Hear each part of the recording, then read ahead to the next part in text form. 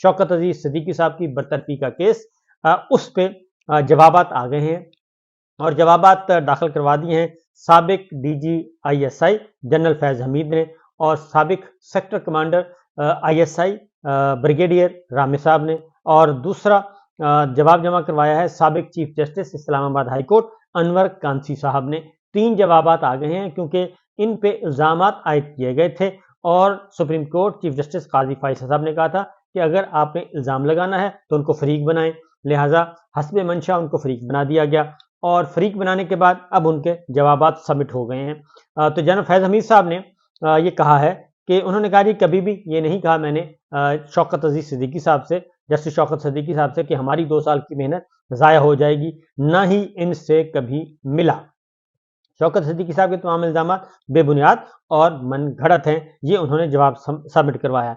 शौकत अजीज सिद्दीकी साहब के इल्जाम बाद में आने वाले ख्यालात के मुतरादिफ हैं और साबिक chief justice Islamabad high court Anwar Kansi ने भी जवाब जमा करवा दिया और उन्होंने भी कहा कि शौकत सिद्दीकी साहब के इल्जामात को मुस्तरद करता हूं, उस वक्त भी मुस्तरद किया था, अब भी मुस्तरद करता हूं। ब्रिगेडियर रिटायर्ड इरफान रामे का जवाब भी सुप्रीम कोर्ट में जमा हो गया और उन्होंने भी शौकत सिद्दीकी साहब के इल्जामात की तरदीद कर दी और उन्होंने ये कहा कि justice retired Anwar Kansi chief justice साहब ने कहा कि शौकत सिद्दीकी साहब के इल्जामात जो हैं वो दुरुस्त नहीं हैं। मैं पहले भी कह चुका हूं कि मुझे कभी भी इस तरीके से अप्रोच नहीं किया गया और ना ही बेंचों की तश्कील के बारे में मुझ पे किसी किस्म का दबाव होता था। तो ये है सिचुएशन, ये तो है शौकत अजीज सिद्दीकी साहब का केस। अब देखते हैं कि चीफ जस्टिस काजी फाइज ईसा साहब इसको कैसे टेकअप करते हैं। अब आते हैं बड़ी खबर की तरफ, क्योंकि ये बात बता दूं कि एक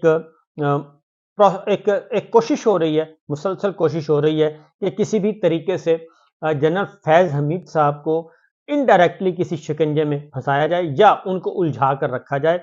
कहना कुछ नहीं है, सिर्फ उन पे प्रेशर बरकरार रखना है और प्रेशर बवजूद उसके कुछ मुहर्रिकात हैं जिसकी वजह से जनरल फैज साहब को उन्होंने प्रेशर में रखना है और उनकी टीम को या उनके साथ जो सेक्टर कमांडर काम करते रहे हैं उनको प्रेशराइज करते रहना है।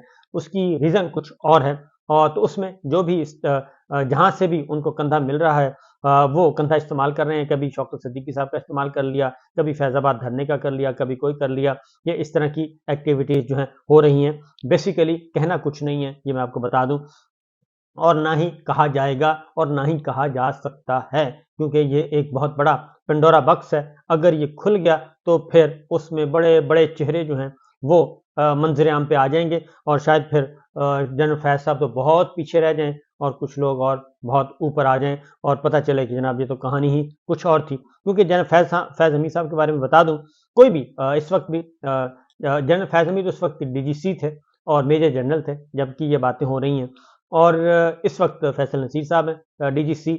तो ना वो खुद अपनी मर्जी से काम कर रहे हैं, ना ही जनरल फैज अपनी मर्जी से काम कर रहे थे।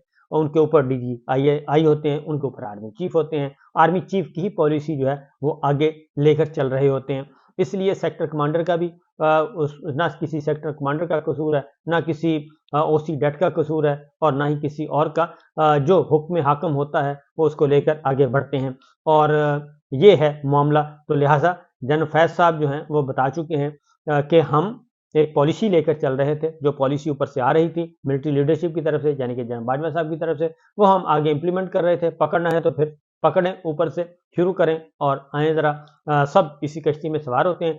ऊपर फिर जनरल बाजवा साहब हैं। जनरल बाजवा साहब को वो कहते हैं कि नहीं, आर्मी चीफ को तो नहीं पकड़ा जा सकता।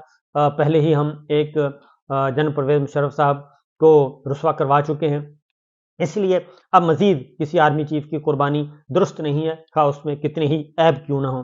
तो ये भी चल रहा है। और जब आर्मी चीफ को आप टच नहीं करेंगे तो फिर आप DGISI या DGC को कैसे टच करेंगे। तो ये एक सिलसिला है जो असबियत है, इदारे की असबियत, इदारा जाती असबियत, वो काम आ रही है। इसलिए ये मामला आगे नहीं बढ़ेंगे और ये इसी तरह चलते रहेंगे, इसी तनख्वाह पे सारे काम करते रहेंगे। अलबत्ता डराया धमकाया प्रेशर में रखा जाएगा, इसके अलावा कुछ नहीं है।